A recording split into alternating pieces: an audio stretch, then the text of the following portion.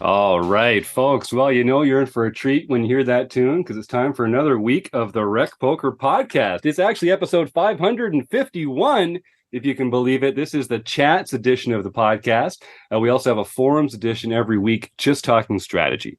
Now, I'm your host, Jim Reid, Blusterini in the home game and at RecPoker Jim on Twitter. And I have the best freaking job in the world, talking poker with my friends here on the podcast every Monday night at 7:30 Eastern, live on YouTube. And you can join us every week for free and win a prize just for showing up. Now, we're going to talk to our guest, Mark Zhang, in just a moment. But first, I have to thank our sponsors, the Running Aces Hotel, Racetrack, and Casino. It's just an hour north of the Twin Cities in Minnesota, and you can find out more details by going to runaces.com. We're going to have our own little event happening there in the next couple of weeks. More details about that at the end of the show. So, most of what we do here is free. We're a largely volunteer-based organization, so we depend on support like our sponsors and also from our premium members who take part in our training material and study opportunities for only $15 a month. Premium members like Eric Weinraub. I don't know if I mentioned Eric at the end of the year. Thank you for your support. Eric's got some cool projects of his own in the poker world coming up, and I can't wait to get to know him a little better. And for everyone else, if you're thinking about making the plunge, like I say, most of what we do here is free, but you can get a free account here. All it takes is an email address and a smile. But if you want to take your membership to the next level, all it takes is $5 for your first month if you use the code RecPoker at checkout, and you can come and see what all the fun is all about. Now, they let me host the show on Mondays, but I'm only one man, and it takes a group, a village, a gang, a crew to make all the magic happen here at RecPoker. We call this group of wizards the RECing Crew. And if you want to learn more about me or the rest of the RECing Crew, you can just go to rec.poker/crew, or you can just listen up because you're going to meet a few of them right here on the air tonight, starting with none other than our producing co-host, Chris Jones. I'm Chris Jones. You can find me 5B5 on Twitter or 5x5 in the Poker Stars home game or leading our monthly deep dive segment.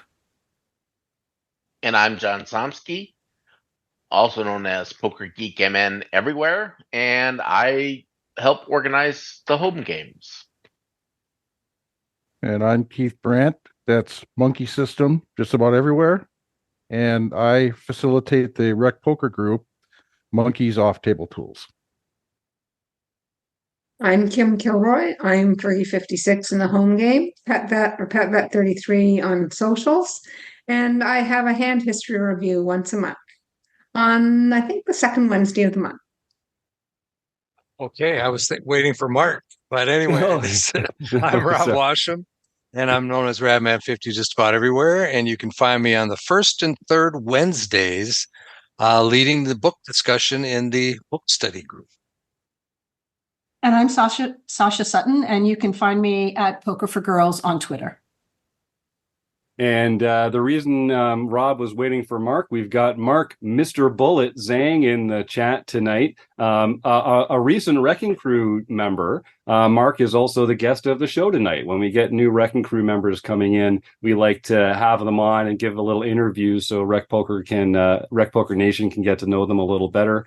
So let's just dive right in. Mark Zhang, thanks for coming on the RecPoker podcast as a guest. Yeah, thank you for having me here. Now, Mark, you and I met last summer in Las Vegas playing at the same table in a WSOP event and got along like a house on fire. Over the next little while, we talked about some ways that you could get more involved in RecPoker. You're an online tournament professional. Is it fair to say that online tournaments are sort of your area of expertise? Yes, that's what I've been playing for the last 2 years, I believe. And it's been great getting to know you a little better. You've got some amazing skills. You've got some fantastic knowledge to share with our group. And you also have your own monthly study group here on the first Thursday of every month for our premium members called Mark's Office Hours, which I've joined a couple of times, and it's been a lot of fun. I really like the way that you think about poker. So, Mark, let's get to know you a little bit here. And I'll just remind our audience here, if you have any questions for Mark, feel free to type them into the YouTube chat. And if you're one of our RECing Crew members, just unmute and I'll call on you. And if you're in the YouTube chat, stick around to the end of the show. We're going to give away a prize for folks that type the words food bank into the chat box, because we're trying to support the food against insecurity around the world. So I hope that people stick around to win a prize later on. And also right now, start typing famous poker players' names into the YouTube chat. We'll be playing Stake, Steady, Stack with Mark at the end of the show, and I want to get some names to play with. So, all right, Mark, let's go way back, man. You're an online tournament pro.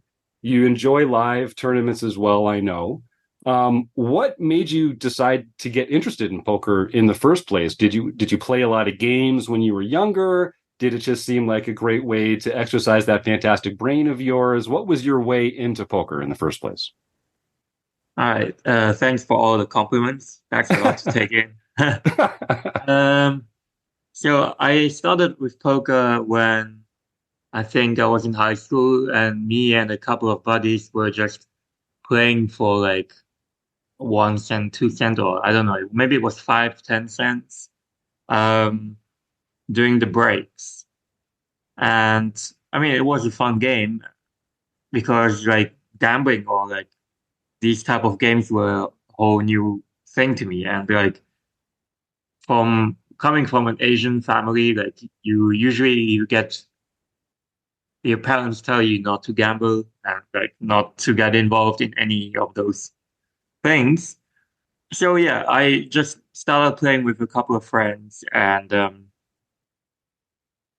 then I was interested, so I started reading books. I think I read the book of Gus Hansen, like Every Hand Revealed.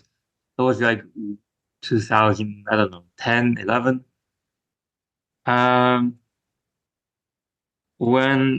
So I started also depositing $50 online, and I played $5 sit and goes just to try it out.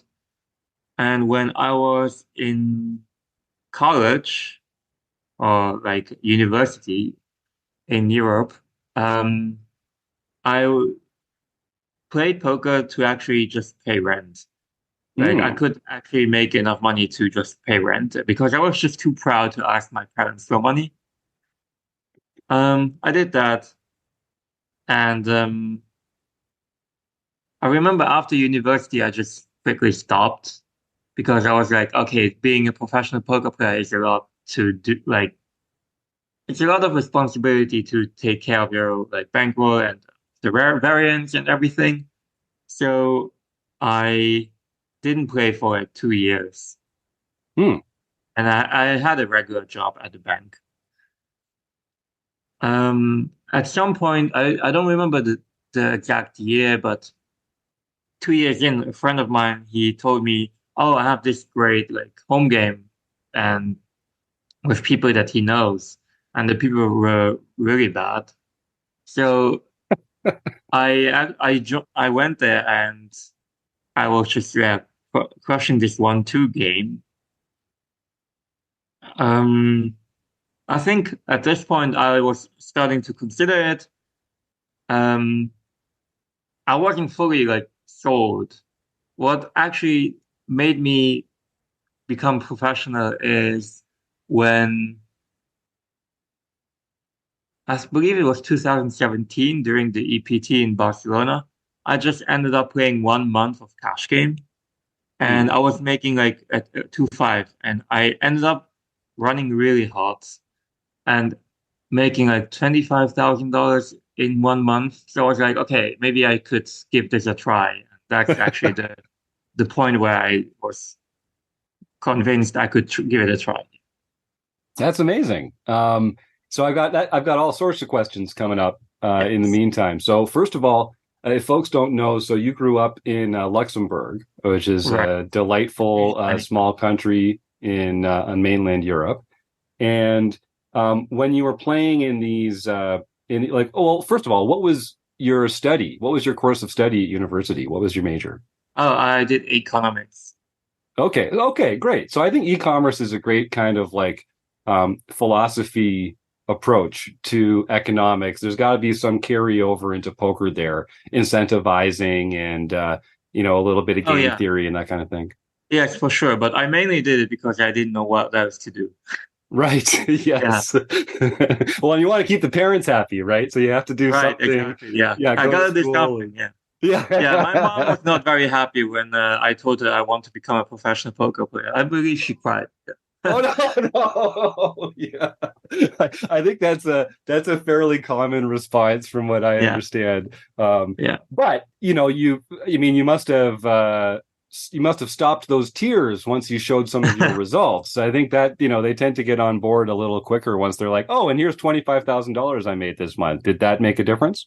No, I think that I didn't tell her about that. The first time she was actually behind me was when I ended up winning like a big tournament for 200,000, and then the Luxembourgish news wrote a piece about me, and now she just collects this piece and shows it to all of her friends. Yeah, yes. It's embarrassing, but at the same time, it's of course she's proud of you. She got her baby boy in the newspaper. Yeah. Oh, good for you, Mark. That's great. Yeah. And I mean, so you've had some great success. Let's talk about that a little bit. So, not a lot of players get to brag about six-figure scores. You've had a few very large scores. Have they all been in online tournaments, like you were saying? I think my biggest live cash was like 30-ish thousand, which it was at the EPT 2 years ago in the 1K, and they had record numbers. It was like 6,000 entries. And 1K with 6,000 entries, and I think when we were 15 left, I was like second or third in chips, and I just took a massive beat, and I ended up being 13th. It was like 600,000 for first, so yeah, that one stinks. But online, most of my scores have been online.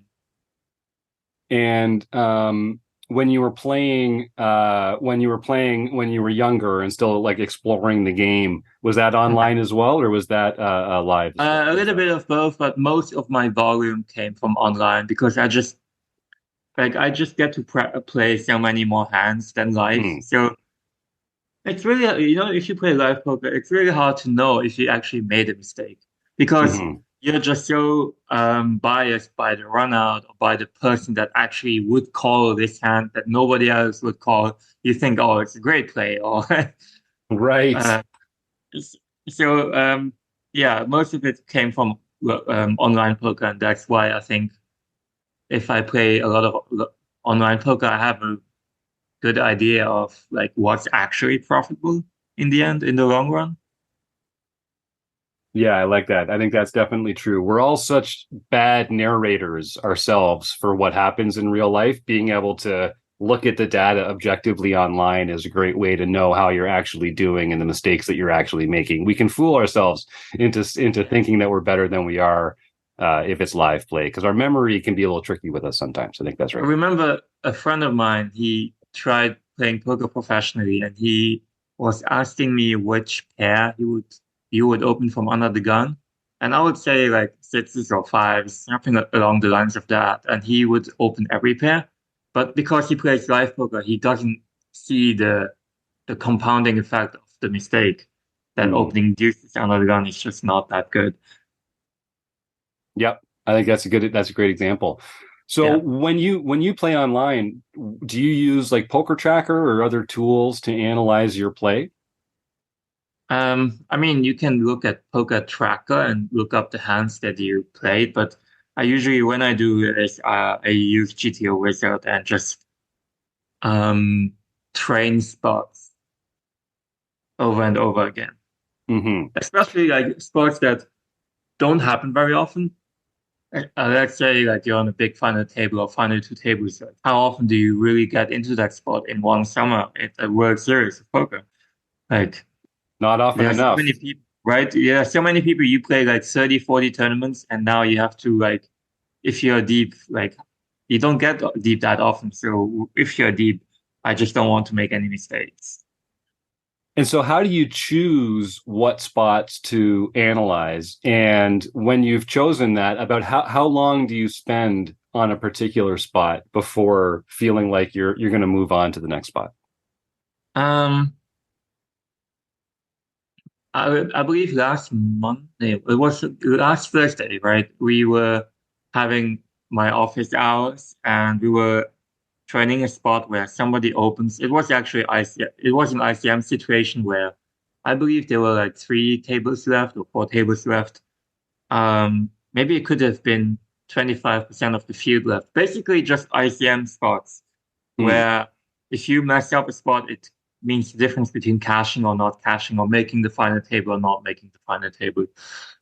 So I would just look at the spot and think about all the possible hands I would be in that situation in or with, and somebody would 3-bet me, and I would imagine what kind of hands they would have and how my response with all the hands that I could have would be. So you're at this point, because if you're looking at the spot, even if you're playing live, you see, oh, I have queen jack off, I'm in cutoff, I raise, and he 3-bets me. What do? I fold.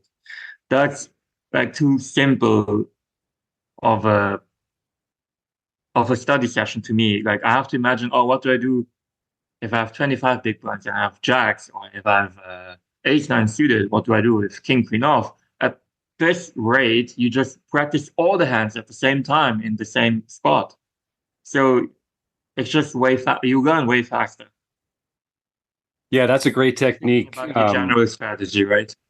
Yeah. We talk about that from time to time, where you just change one variable at a time and you keep the rest of the situation constant. That's a great way to train your brain to understand sort of the context of the situation and not just following rules on how to play an individual hand, which is comforting for recreational play. We like rules, but there's no substitute for actually understanding the spot. And so you need to examine it from a bunch of different angles. I love that. That's a great answer. Yeah, so that's what I do then.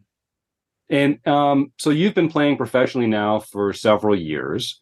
Right. Have you had sort of continued success the whole time? Have there been bad months, or have there been moments where you're like, is this really what I want to be doing? Or have you been running bad? Or what's the sort of emotional roller coaster of it been like for you? So I think the last year I would consider I have been running bad. Like I've been breaking even or slightly losing. But that's just because mainly I play like higher stakes. Like when I was in December, I played the 1K 7 times. I didn't cash. Oh, I played the 10K, played it 3 times. I didn't cash. So that stinks. That's of course, like if you would cash one of them, it would be like a huge difference in the year. Or if you run deep in one of them, because it's like 5.5 million for first or 1.4 million for first. So like it's a huge, tournaments are huge variance. So I do have like people that stake me or like buy action. Yes, sometimes it is tough to like just to be a tournament professional, because if you don't win the necessary flips in the end, it's basically the difference between a winning and a losing year. What can you do about it? Pretty much nothing. You can just play your best next time and do your best every time. Try to win the maximum every time you get. Like, when you have top set, don't pot it, right? Just find a line that will make you more money in the long run. So yeah, you can just continue playing more and continue playing better and try to improve and be the best version of yourself every day. Yeah, it's very difficult. I mean, I don't have the chutzpah to be an MTT professional, because the swings, the variance, putting so much of your net worth into these flips, or, not even net worth, but like so much of your bankroll, like you say, depends a lot on winning the flips, half the time. And if that doesn't happen, I mean, I can feel, even from my recreational experience, like I'll tell the audience. So this was the year I did more poker travel than I have before. I played a ton of live events, some bigger ones than I'm used to playing as well. And it was 2023 was my first losing year as a poker player, mostly just because I was playing more big live events, and they were, the variance matters a lot in those. That's my line. It was totally not a skill issue at all. It's just the variance, that kind of thing is how it works.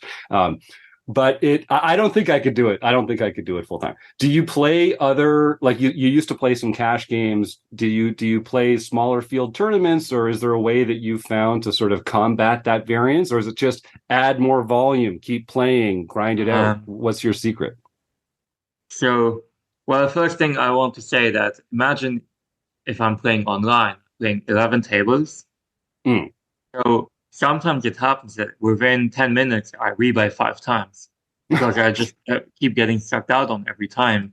And at the same time, like on the screen, on the table on the top left, I have like a final 2 tables deep run where this could actually save the session. And it's just hard to like keep your focus and not be faced by a 2-outer, a 3-outer, a gut shot on the river, whatever it can be. Like it's just part of the game. You signed up for it, so you have to suck it up.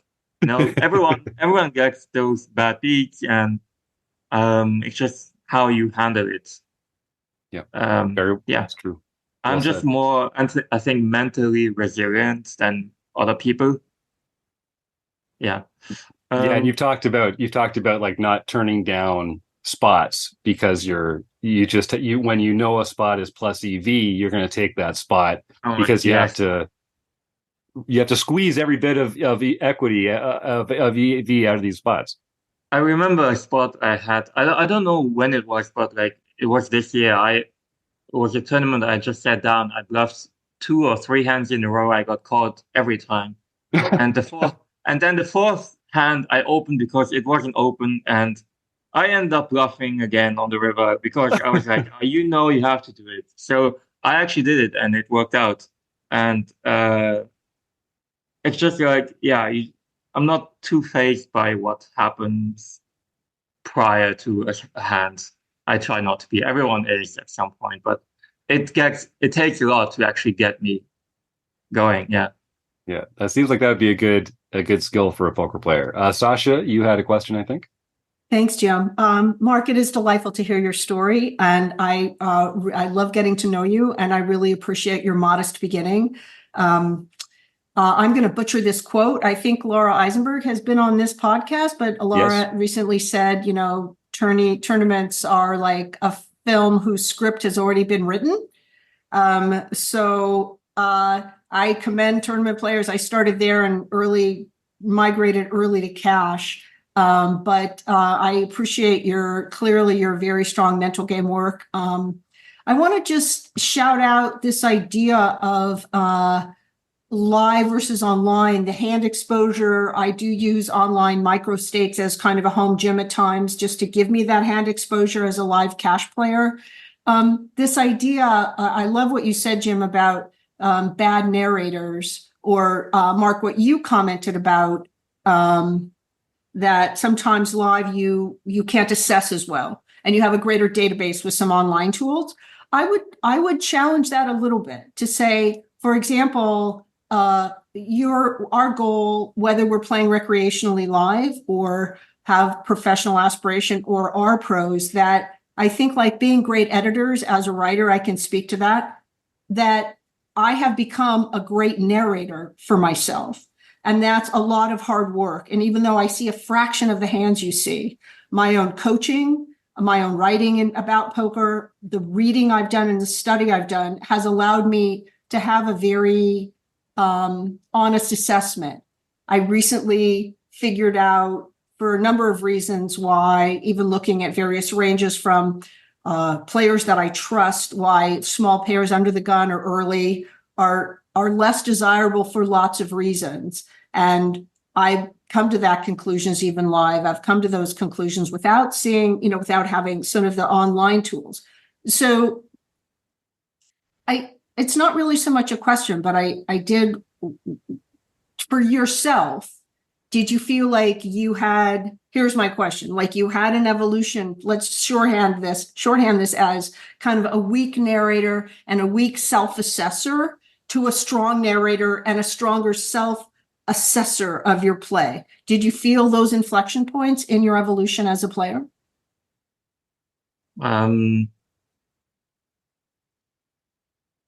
Is there a way you can rephrase that last part? Sure. Is there, in your professional evolution, did you feel like you went from someone who maybe at an earlier part in your career couldn't really evaluate as well where your weaknesses and leaks were, and then you got to a place where you are narrating your strengths and weaknesses better to yourself? Right. Yes, I think everyone goes through that development. It's just, I'm not saying like people who play live poker don't get to understand certain spots. It's just like my friend who opened Deuces, it just took him a year to figure it out. Like you will eventually figure it out, but like when you look at online, you figure it out in like 2 weeks or 1 week, because the compounding mistakes that you make, it's just, you can see it right away. That's the difference, right? Like I'm pretty sure some people like you are actually really good and you figure those things out quickly. And it's just like other people, they just need more time to, or like some people never become like get to that point. Like you can see how people play over like for years and they haven't changed their behavior. So does that answer your question? Yeah, and God bless those people. No. First of all, yes, and it's thank you, and also I'm grateful for people who, you know, it's so cruel and reckless live. It's cruel and reckless everywhere. Poker's a sick world, a beautiful, beautiful sick world. But I'm grateful for the folks who can't figure their stuff out. And they say, I remember we had like Lyman on the show, and he was like, when players live say really crazy, dumb stuff, like just agree with them and just just like help them be bad. It's so sick. But and you know, and sometimes like I will occasionally meet like guys you know, at the Aria who are working in other departments, and they're supporting the poker room, so they're carrying money to Poker Go Studios or whatever they're doing or whatever, and then they'll start to talk to me about hands, you know, and I realize just how rudimentary their knowledge is of poker, and I do a lot of this. I just like nod. You know, there's nothing much to say. Or like, women shouldn't, it's hard for women because men just push them off their hands all the time. And I'm like, sure. That doesn't make sense. Okay. That was actually going to be one of my questions, Mark. When you're playing online versus playing in a live tournament or a live tournament series, do you have like a different warm-up or prep activity for each of those? Or is it sort of like the same thing that you do you know, every time that you're going to play to prepare yourself? Well, if I play live poker, I usually don't prepare that much because it's just one table. Like it's not that challenging to play one hand, one table. Like I just focus on like how does he look at his cards, or how excited is he when he grabs his chips, or like how quickly does he grab the chips? Like those physical tells. When I play online, I actually do like a 1 hour practice session or study session before I actually get to play online. Just like for live poker, it's never almost the case because people don't first play like GTO, so I don't need to know perfect spots.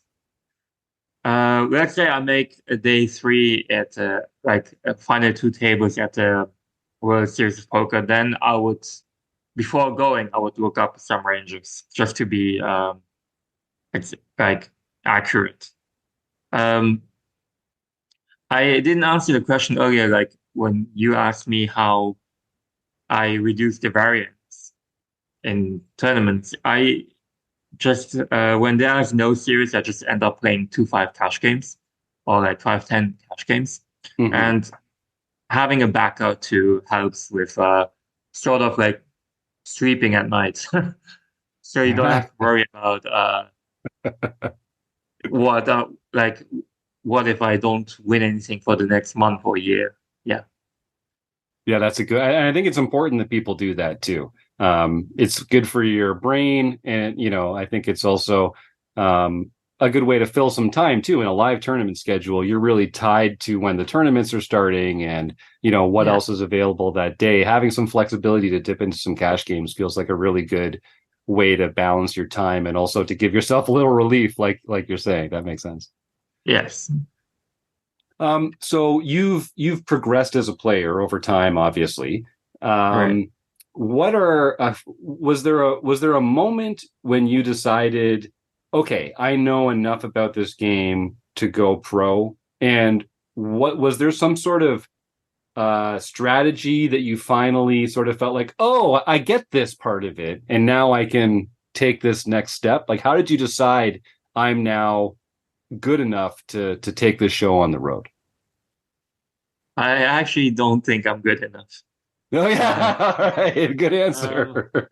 I mean, I'm better. I'm way better than the average, I would think. But I always compare myself to like just the next tier of people above me. So I have 2 or 3 friends. They play the Triton events, and I'm comparing myself to them. So I actually want to get to that level, and it takes a lot of effort and dedication, of course. I think just like the way I'm getting there is just like studying every day, and just not every day, but whenever there's a series around, like for the World Series of Poker, like I would start prepping in April or March. Right, that's what I would do. I'm not sure if I answered your question. Sorry. No. I think it's about that sort of mindset. Sasha's got another question, but I just want to ask. So, can you name a few of those players that you feel like you're aspiring to be like, or that you'd like to match them in time? Who are some of those players? One of them is Roman Rabic. He played some Triton events, and he did quite well online last year. I think he won over 1.5 million online. Another friend is Daniel Smilskovic. He also played some Triton events. He also finished second, where Negreanu finished first in the PokerGo tournament at the area, like I think a couple of days ago. Then I recently, I think I'm gonna join BitB, which is a staking group hosted by Patrick Ennett. Oh yeah. So I think when he shares some of his knowledge, it would make me also a better poker player, because I learned actually a lot just watching some of his hands on Instagram whenever he plays. I love that. That's a good one. I believe those are like the 3 main ones that. Oh, another friend of mine, he actually started playing poker way later than me, and he played smaller stakes than me, but he got really lucky in like November. He ended up winning the WSOP Europe main. Okay. For 1.5 million. Yeah, so I'm just surrounded by people that that win first and second places, except me. So I have a lot of aspirations to get there. Good for you, Mark. Well, it sounds like you do. That's the lesson I'd take away from that. Sasha, you had something else? Yeah, I love what you're saying, Mark. I saw Eric Seidel again yesterday at the Ori, and I'm so cool. I just pretend I don't really recognize him or whatever. But Eric, you have Eric's modesty, and beautiful humility has carried him across like 3 decades in poker. So I think you're well on your way. I love that I've watched some of the Triton cash streams. My mind is just blown. No drugs necessary.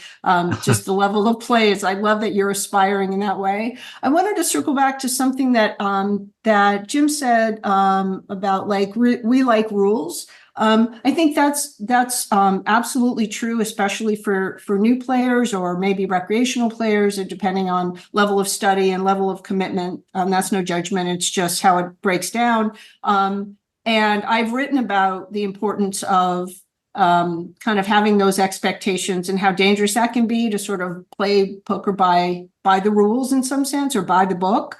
Alex Fitzgerald's book I'm just finishing on exploitative play, which I know Rob Washam is covering in his study group, is just an absolutely brilliant text. And Alex's very rebellious mind has taught me a great deal in how to I already owe him a pony or two ponies, just stuff lines I'm taking that are just so weird and so beautiful and so disruptive.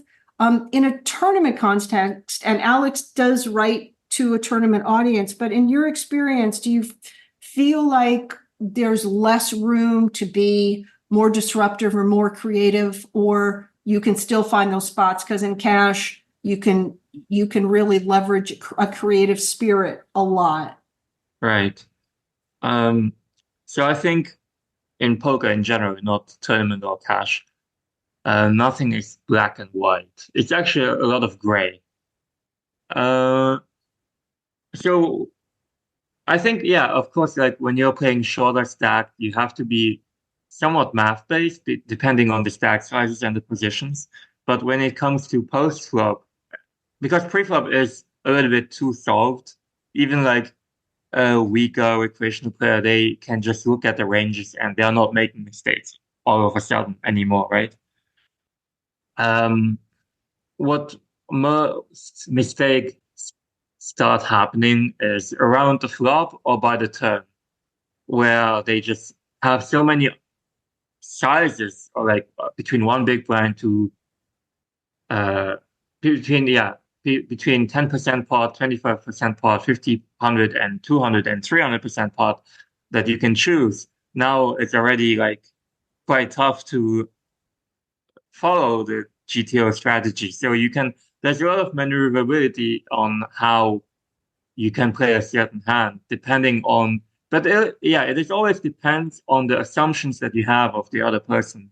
Because if you think he's too tight or he's too loose, you can punish that by just by one way or the other. Like a really easy example is if someone at the cash game table, he's playing every hand. Like, how to counteract that, right? It's not very hard to know because it's a very obvious strategy. But now when you play a certain player that is not good, but also not bad, he's like more in the middle. And now you have to figure out like what's the middling part, like in which part he is actually weak.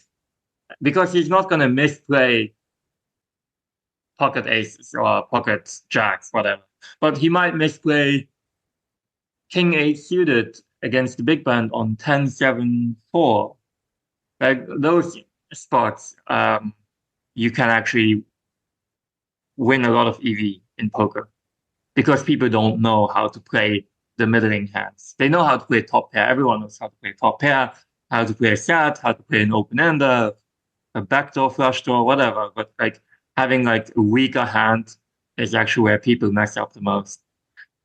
And I would challenge, I'd say that he definitely doesn't know how to play jacks because no one knows how to play jacks. But other than that, yes, I completely agree. Sasha, sorry, you had a follow-up? No, I love what you said just now, Mark. And I actually had a player just like that yesterday at my table. Like he wasn't too wide, he wasn't too tight, and he had so much kind of relative junk in the middle. And I didn't play with him long enough to kind of figure it out. He opened all kinds of stuff out of position, like fairly early. And, it was like you're absolutely right. It's a little bit harder on the cash side to analyze the guys who are like merged their cuckoo-ness, right? They're not at 95% VPIP.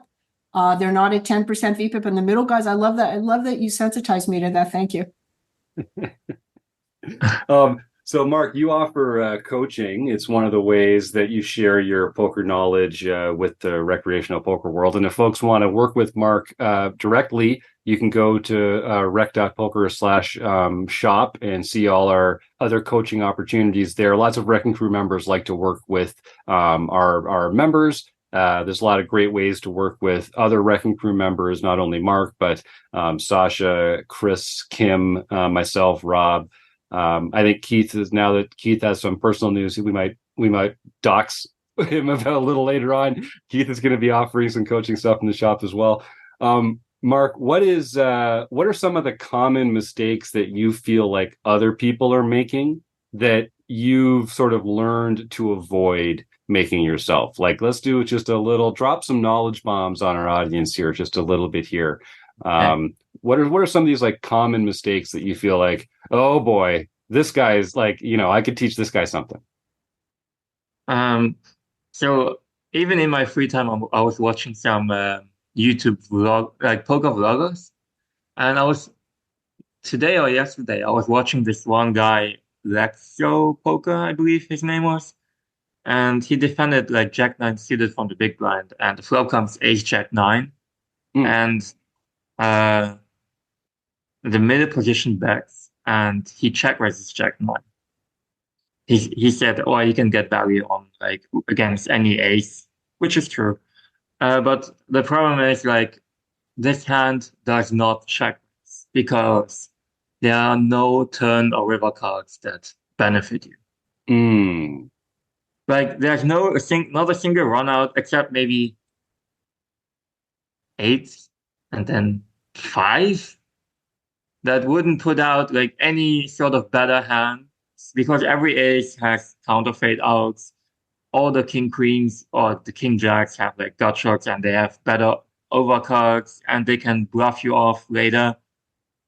If the ace comes, you just end up check folding. So this is just a hand like you always want to check call, especially on the flop because you don't have much visibility like on later streets, especially when you're playing deep, right? Like that. That's a very common that's a very obvious mistake to me. But he check raised on the flop like it was the easiest, like it was middle set or something. I think not just. That's the recent mistake I can think of that someone was doing. But in general, I think if people play poker, they should just focus on what they know, right? Like there's no, like when you're in a spot and you don't know how to play a hand, just based on your knowledge, make your best judgment or assumption because you can't figure it out on the spot because you don't know the spot. Like you can sit here for 5 minutes or for 10 minutes, like maybe you get a physical tell of somebody, but if you don't know a spot, if you don't know what to call against 12 big blind shove from the button in the small blind, you're not gonna know until you look at the charts, right? So like I would rather just be cautious and like not make a mistake than like trying to solve something that you have no idea about. Yeah, I like that. I think that makes a lot of sense. I'll remind our YouTube folks, if you've got any questions for Mark, toss them into the chat box there. I've got a couple more as we get to close to the end of the interview portion of the show here. So Mark, what's one poker memory that makes you smile when you think about it since you started playing professionally? I can see you've got one already. I saw the smile crack. No, I was just I'm just saying that they're all terrible except when you win.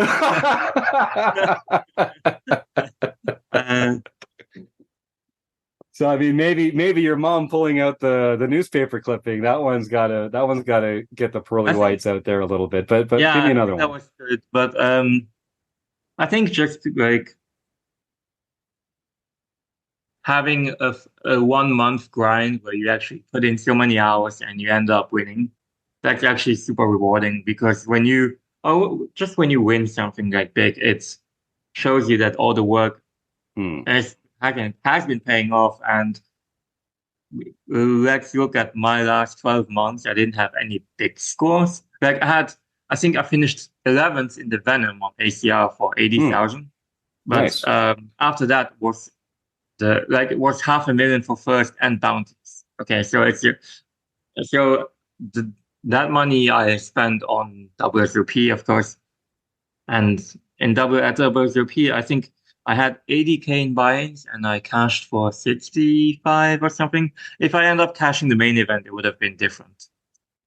But it's just poker is such a cruel game that when things don't go well for 12 months, you it's not that I start to doubt myself. It's just like I'm like, oh my God, when is this gonna turn? So when you actually end up winning something, it feels just very good. And another thing would be just sitting down and playing with a lot of good players. That's actually also a good feeling because from if you compare it to like the 1-2 games that I started when I was just a beginner, or like when I started my pro poker journey, I think that's also very rewarding. Yeah, I bet. I believe it. Yeah. Chris, you had a question. Well, Mark, I mean, I love hearing your story. I love hearing about kind of your build up since 2017. Sounds like you're playing a lot of high stakes online tournaments. And I think the past couple of weeks we've heard a lot of things going on in especially the high stakes tournament scene, but all of online poker has had a Right. lot of sort of energy about bots and RTA and the dangers of potentially playing there. And what's your take on that, and whether you feel comfortable that you're playing in a fair playing field, or what's your take on sort of some of the stuff So that's been going on lately? did you hear about Patrick Leonard's Twitter message? Yes. I think that one's so great. Like we as a community should hold like the people that like Negreanu or other people that represent the poker side. We should hold them accountable for what they are what they are representing, right? Or they should communicate with the people, because I remember the GG situation. The guy won like 47,000 and some change on the cash game table, but only 35 or 34,000 got like seized. So what happened with the other money? Like, is the money going to get returned to the people? Like I agree with Pax that they are not cheating like GG, they are cheating us. They're cheating our money. It's our money that we put in, our trust. At the moment, I have not been playing a lot of online poker. Not because of that, just because there's no like huge series going on. Like I think the Venom on ACR is happening in the next week or in the next 2 weeks. I might play that. It's a 2,600 PKO with 5 million guaranteed. Also, I think ACR had some issues, like they had bots and they won like $10 million. It's a bot ring.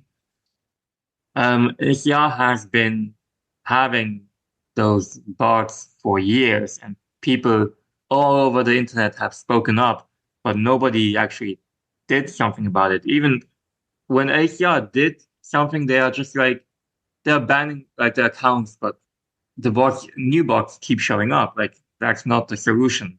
You have to like implement more security. Like maybe like an idea would be to have actually a face cam on when you're playing, you know. But like I'm not a specialist in that field on how to regulate it better. Like I would know they have done the GTO fair play check or whatever it was. I think that's helpful. That it did help catch some cheaters. I think that's all what I have to say about that. Yeah, well said. So we're getting close to the end of the interview here. If folks want to find out more about Mark Zhang and his story, you can go to rec.poker/Mr. Bullet, and you'll find Mark's RECing Crew page there with some stories and links and photos of his recent success and getting together with Rec Poker members and that kind of thing. And I'll say again, if folks want to work with Mark or other members of the RECing Crew, you can go to rec.poker/shop/coaching, and you'll see all the different RECing Crew members there and find someone to work with. Mark, have you taken coaching? Have you been coached by other people? And why was that important? And like, what do you get out of that you can't get from just studying on your own? Well, a coach helps you just to find out faster, your leaks. Like sometimes you do things because you think it is right. Especially like people, here's the thing, people think when there's a flush draw, you always have to protect against the flush draw. Mhm. That's like people care a lot about protection, the flush draw. But if the guy is going to chase down the flush draw anyways, like you're not really protecting because you can't bet. Let's say you have a weak pair. Let's say you have queens on king 9 8 6, and you're betting for protection. You can't really bet too big because at this point you're value cutting yourself, but at the same time, so you choose a size where he actually has the odds to call anyways, and you're not actually winning anything by protecting it. What ends up happening is you're actually folding out that part of his range where he has like 10% to improve. You're supposed to keep that in, to keep that 10% in the hand. So he might bluff the river and you can bluff catch. Because you're losing the same bet on the turn when you bet and he calls and he gets there. Or the flush comes on the river and he bets and you call it off. It's actually the same bet, but you actually gain that additional bet from that 10% hands that have zero equity against your hand. Right. So I don't know I don't know what your question was, because I was just thinking of like I was making up a spot. It took all my mental capacity. What was your question again? No, I think you actually nailed it. I think that because Andrew Brokus talks about that sometimes on the Thinking Poker podcast about how we can't protect against the flush against draws because they're not going to fold anyway. We'd have to use a size that was so large it actually doesn't benefit our hand to use that kind of a sizing. Yeah. So I think that makes perfect sense.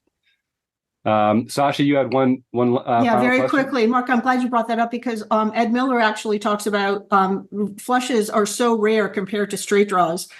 Giving somebody a free card on a straight draw is a much different set of calculations than worrying about shutting down the flushes. And Alex, in his book, Fitzgerald, talks about just the river as the golden land to realize your equity. And lots of bad cash players, as you well know, just shut down, just this terror of losing a hand. So whether they don't even care about the sizing, they're just shutting down. And it's pretty misguided as strategy.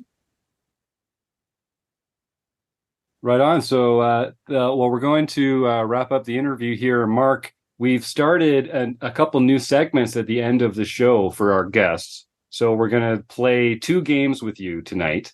The first is called Stake, Study, or Stack.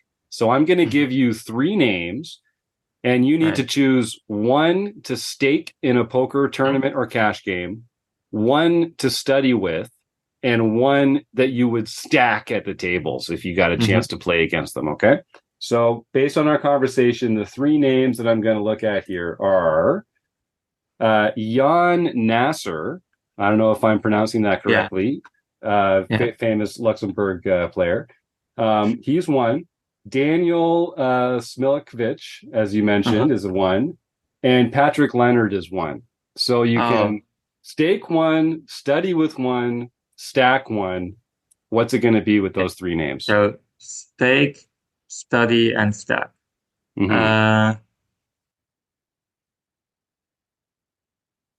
I would love to stack Daniel Smilikovic. Yeah. Yes, because he's a very salty person, and it's just really fun. We have a friendly. I'm very good friends with him. It's just like to see his face when he gets stacked. It's really fun. Good answer. I would study with Pags, and I would stake Jan. There you go. I thought I was giving you a bit of an easy out there with pads because I know you want to do some studying with them anywhere. But those are good answers. All right. So then the last thing we're going to do, Mark, and then I'll encourage folks to start typing the words "food bank" into the YouTube chat, and we'll give away a prize at the end of the show here because we're getting to the end of the interview.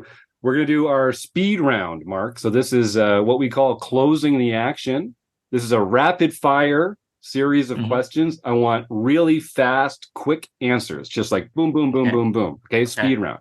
Okay, to get a drink because it's gonna we're coming at you hard and fast. Speed round, closing the action coming up. And if you can say pass, if you don't have an answer, you can say pass. Okay. All right, we're gonna start with an easy one. What is your favorite poker hand? Aces. Good one. Is poker a gamble game or a skill game? Skill game. What's your biggest poker pet peeve? When somebody takes too long. When somebody tanks for no reason and then folds, I hate that. Nice. Is Die Hard a Christmas movie? Yes. Good. See, we didn't phase them. Is Ace King a drawing hand? No. Are you pro chop or no chop? No chop. Is a hot dog a sandwich? Yes. Should vacations be lazy or busy? Lazy. What's one thing that you're afraid of? Pass. Name one cartoon character that you think is real.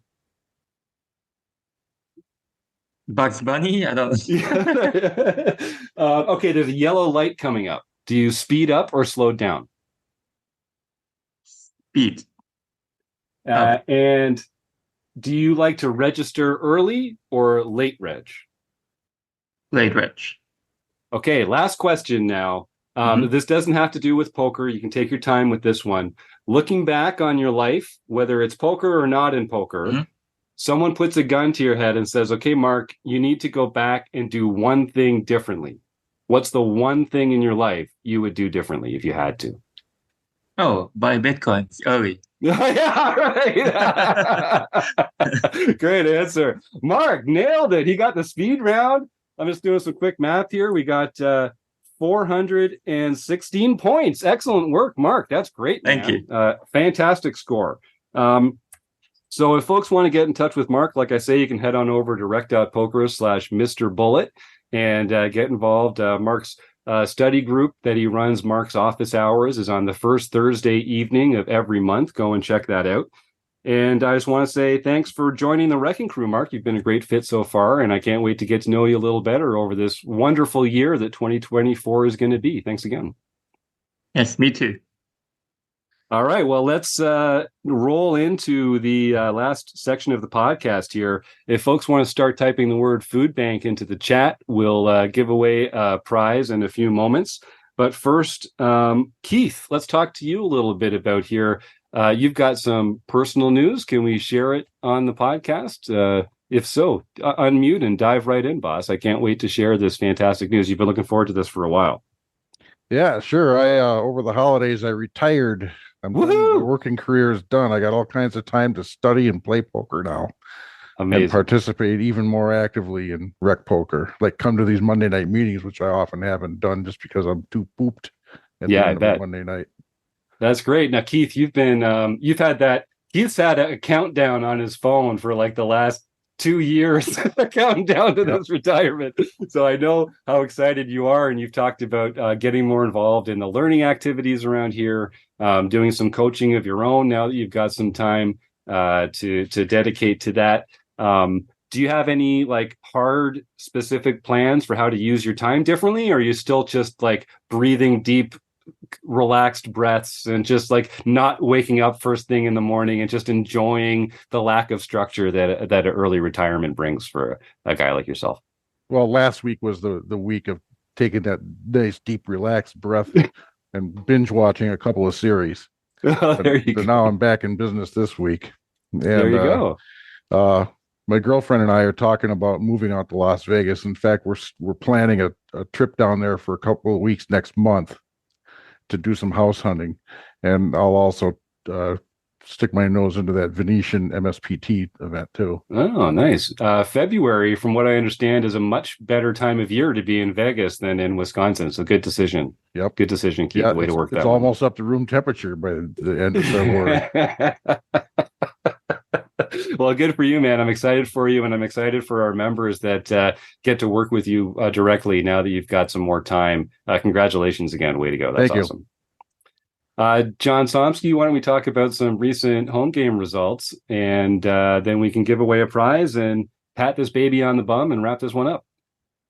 Well, we'll start off with our No Limit Hold'em Championship Series. This is a game that happens on the first Wednesday of every month, and there is a Player of the Year points race for who will win that. And this month in January, none other than PetBet33 Kim Kilroy got her first No Limit Hold'em Championship Series win this month. Actually, this year. Congratulations, Kim. No surprise. Then a really mad guy, got his first nightly victory of the year. The very first victory of the year. That was January 1st. Bruce K54, Bruce Kiefer. Nice guy. K-E-I. I know. I think I'd go Kiefer.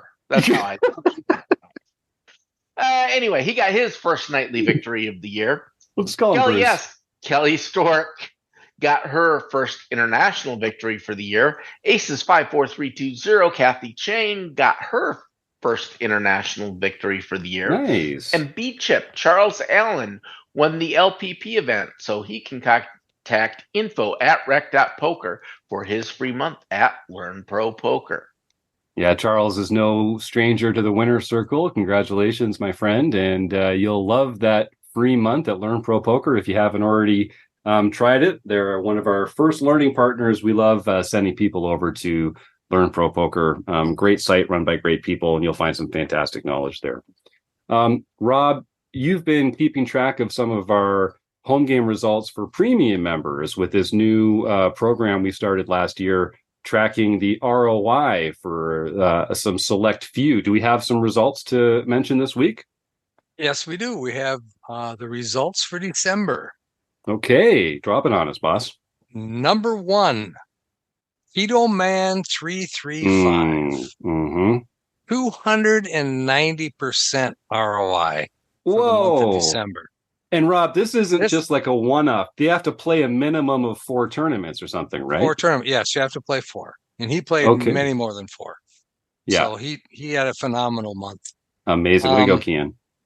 And then right behind him is East Coast Bidder. Hey, Ben. Who again had a wonderful month at 230%. These numbers in December are crazy numbers. Nothing like we've ever seen before. And cover your ears, everybody. Oh, no. I know where this is going. Number 3. Oh, God. It's Gopher Boy TJM. Oh, man. Yep. Yep. Yeah, he does win a lot of poker tournaments, doesn't he? I mean, like him or lump him. The guy, he knows how to play poker. I will say that about him. He got busted Saturday night out of the Canterbury 2-day tournament, Cheap and Deep, I think it's called. Yeah. And then he goes on to win the Bosky that night. It's like, what the hell? Isn't it? I just can't believe this guy. Anyway, 222% for Gopher Boy TJM Taylor Moss. Wow. Oslo Border came in fourth at 192%, and Elvira 11 snuck into fifth place at 176%. Joe Coolis. Congratulations to Joe. Joe's been on a bit of a tear lately, actually. He recently won one for the thumb, I think. So he's on a roll.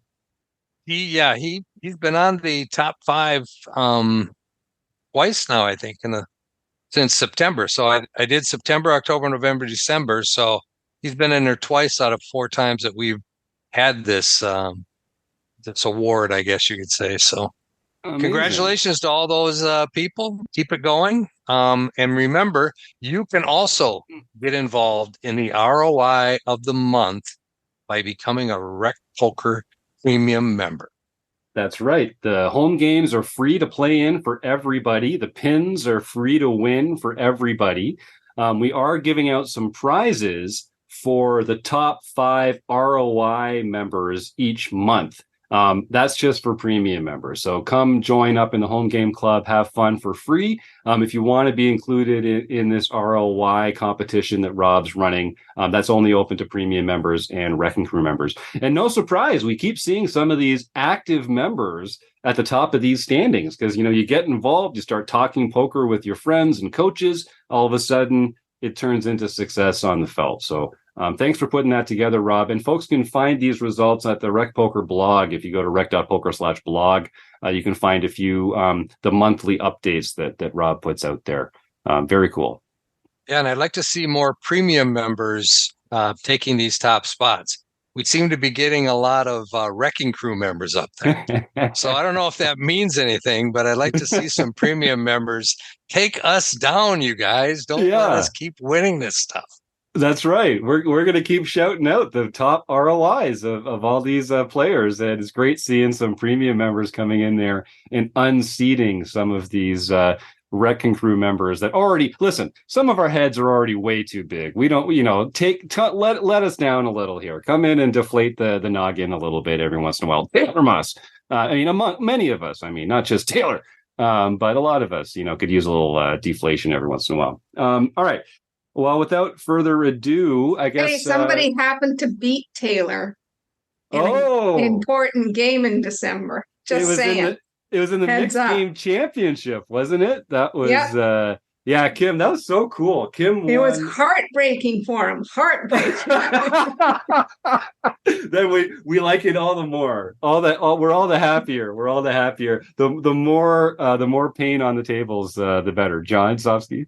I was just going to say, it's just like Ken to crush the will to live of all of her opponents. Yeah, it's true. It's true. She loves it too. Well, congratulations again on that, Kim. And I don't know if I've said it in person, but Kim, congratulations on joining the Lifetime Achievement Club along with Dave Westerveld for being only the second member of all time to reach 50 home game wins. Congratulations. That's no mean feat. So way to go. Way to go. Thanks. Really impressive. Really impressive. Yeah. And let's spend another whole episode talking about our favorite wins against Taylor. Can we just do that would be a great episode. That would be when's his birthday? Let's do an episode of just laying bad beats and slow rolls on Taylor Moss. Yeah. I'll have to avoid that one because I don't think I've ever beaten Taylor at anything. I think I've gotten lucky a couple times. The guy does know how to do it. We should maybe get all like the Twitch streaming lowlights and have just all of that'd be good. Now we're giving Taylor a hard time, and it's easy to do. But I would encourage if you like what Taylor does. So Taylor streams his home game play every Wednesday night on twitch.tv/RecPoker. You can go watch him play in real time. He talks about his decisions while he plays. He really is a phenomenal poker player and quite accomplished for a recreational player. And he also offers coaching through our Wrecking Crew program. So that's a great way to find out more. If you go to twitch.tv/RecPoker on Wednesdays, you can find him streaming along every Wednesday night. And right around the corner, after January and February becomes the month that some of you know as March, we call it Marek because it's time for Marek Madness. This is Taylor's baby. Every year he runs this ladder bracket tournament where some of the best here at RecPoker, a mix of premium members, Wrecking Crew members, and qualifying winners from our heads up challenges throughout the year go head to head, all Marek long. And we have every Wednesday night, we stream the play of some of these heads-up matches with a special guest. Usually some poker celebrities come and join us in the booth to commentate the matches and to add some color. And it's a really, really fun group, and it's a really fun opportunity. So look forward to Wednesday nights in March. Marek. You'll be finding some great stuff that you can get involved with for free. We'll give away some prizes in the streams, and it's a really fun way to learn along and to have fun and to really focus on your heads up play. Don't let the time that you are playing heads up for real be the first time that you think about playing heads up. It's a hard thing to practice, it's a great thing to brush up on before it matters. You don't want that time when you're first thinking about it to be when all the money's on the table. So find some ways to practice your heads up stuff. Do it here at Rec Poker in our home game club, and be a part of Marek Madness going into March of 2024. All right. Well, I guess I have to say, oh my God, next weekend, it's Rec Poker weekend in Running Aces, folks. We are going back to Mecca, the fantastic Running Aces Hotel, Racetrack, and Casino. I'm going to be there. Chris Jones is going to be there. Eric Jin's flying all the way up from freaking California. I'm not sure who else is. Yeah, Keith coming in from a state away. John Somsky is going to be there. I think Andrew Feist is going to be there. A lot of your favorite Wrecking Crew members are going to be there, and maybe even Taylor. Who knows? But a lot of your favorites, I promise. And we're going to have a fantastic time. Extra prizes. We're doing a 4-tournament schedule that John Barrows and the poker manager there is putting together for us. We're going to raise some money for some food banks. We're going to donate some money to some food banks. We're going to have a box where you can bring your non-perishable food items. We're teaming up with a fantastic food bank in the Twin Cities that will be the beneficiary of this event. And we're going to have cash games. We're going to be giving away prizes, Running Aces swag, Rec Poker swag, memberships, all sorts of cool stuff, meetup games. Yeah, don't miss it. January 19th and 20th at Running Aces. And if you go to runaces.com, you can find out some more details there. And if you have a player's card and you mention that you're coming for Rec Poker weekend, you will even get a discount on your hotel room, folks. So don't say we never did nothing for you. Come on out on January 19th and 20th and join me and a bunch of my poker friends at Running Aces. It's going to be a lot of fun. So, you know what? We're getting kind of late in the show here. Not a single person has entered the words food bank into the YouTube chat. So we're not giving a prize away. If you want a prize, you're going to have to come to Running Aces next weekend, and we'll be giving away enough there to make up for it. So I'll thank them again for their sponsorship. We couldn't do what we do without them. So to John Barrows and everyone at Running Aces, we really appreciate your support. To all our premium members pledging $15 a month, it makes such a big difference to what we do here. We passed 100 premium members earlier, or just last year, which is a real pivot point for us. I'm so proud of what we've done here. We've got 1,500 community members. We got 900 subscribers on YouTube. Things are all moving in the right direction. So if you want to help out what we're doing here, being a premium member is a great way to do it. But if you go to rec.poker/support, you can also find some other ways to help us out without spending a dime. And we really do need all the help we can get. So we appreciate all your support, folks. Liking and subscribing, signing up for things that we do. There's lots of ways to get involved. And I want to thank everyone else who made 2023 really a fantastic year for Rec Poker. So without further ado, thank you to our guest, Mark Zhang. Thanks to Sasha Sutton, John Somsky, Rob Washam, Kim Kilroy, Chris Jones, Keith Brandt. I'm Jim Reid. Thanks for listening in. And you, the listeners, we couldn't do it without you. So have a fantastic week, and we'll see you again soon on the Rec Poker Podcast. Have a good night.